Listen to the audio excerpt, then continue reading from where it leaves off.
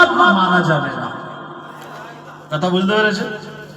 এখনো আমাদের সমাজে কিছু মানুষ আছে, আপনি কিচ্ছু করেননি, আপনার ছেলেটাকে কোন রকমে এমএ পাস করিয়েছেন, ওতেই কিছু মানুষের জ্বলন আছে না নাই?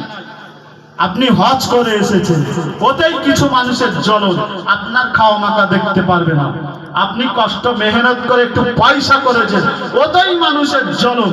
আপনি কষ্ট মেহনত করে ছেলেদের একটু ঘর বেঁধে সবে বনেত খুলে কলম ফেলেছেন, পুলিশ এসে হাজির, ইঞ্জেকশন। বাবা রে বাবা, কি সর্বনাশে তাল। আল্লাহ আমাদের সবাইকে জানা, মানা, শোনা এবং এর প্রতি আমল করার তৌফিক দান করুন, বলুন আল্লাহু আমিন। শরীর ভালো থাকলে আর আরো কিছু হতো, আর সবে ওয়েদার চেঞ্জ হচ্ছে, যত রাত জাগবেন আপনাদেরও ক্ষতি হবে। এই আমরা প্রতি রাত জাগি, আমাদের অসুবিধা নেই, সহ্য হয়ে যাচ্ছে, আপনাদের ক্ষতি হবে, কষ্ট হবে। আপনারা আগামীকাল বিভিন্ন কাজে কর্মে ব্যস্ত হয়ে পড়বেন, তারপর খাওয়া দাওয়া করতে, রান্না যখন হয়েছে খেতে তো হবে, খাওয়া দাওয়া করতে অনেক সময়ও লেগে যাবে, সেই জন্য এবার ছেড়ে দিই। আল্লাহ আমাদেরকে সবাইকে জানা, মানা, শোনা এবং এর প্রতি আমল করার তৌফিক দান করুন, বলুন আল্লাহু আমিন। কলমাওয়ালা ঈমান, ইখলাসওয়ালা নিয়ত, ফাজাইলওয়ালা ইলম, মাসাইলওয়ালা শেকের আমাদের সকলের অন্তরে ভরপুর করে দিক, বলুন আল্লাহু আমিন। নবীর মাহাব্বত, কোরআনের মাহাব্বত, হাদিসের মাহাব্বত, উলামা আজমাইন গণেদের ইজ্জত করার তৌফিক আমাদের অন্তরে পয়দা করে দিক, বলুন আল্লাহু আমিন। সেই সাথে সাথে আপনি শেখার উদ্দেশ্যে যাবেন। আপনি কে আহলে হাদিস, কে আচান গাছি, কে তবলিগ জামাত, কে ফুরফুরা, এটা দেখবেন না। আপনি দেখবেন, আপনি যাবেন কোথায় ভালো কথা হচ্ছে।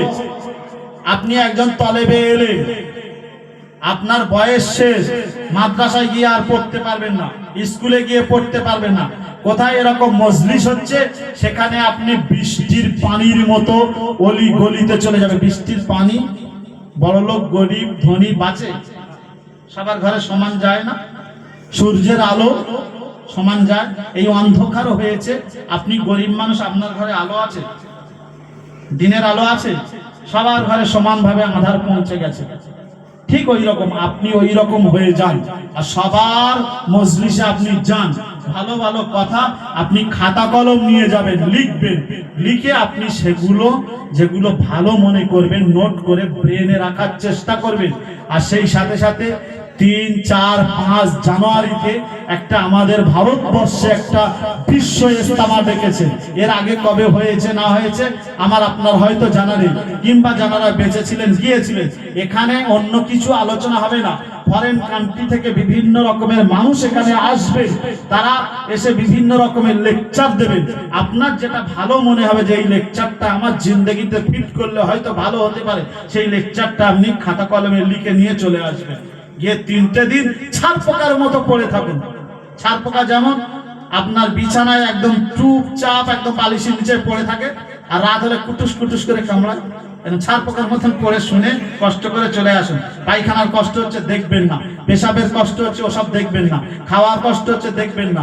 আপনি খাবার তৈরি করে নিয়ে যান, আর ইনশাআল্লাহুল আজিজ প্রত্যেকটা মানুষকে যাতে সুষ্ঠু এবং সবল পরিবেশ দেওয়া যায়, সুষ্ঠু এবং সুন্দর পরিষেবা দেওয়া যায়, তার জন্য সেরকম সেই ব্যবস্থাও করা চলছে 1 মাস আগে থেকে। আমি আপনি যাবো ইনশাআল্লাহ। আল্লাহ পাক আমাদের সবাইকে কবুল করুন, বলুন আল্লাহু আমিন। এবার দোয়া হবে। হুজুর বলুন কি কলমা খতম আছে, কোরআন শরীফ খতম আছে?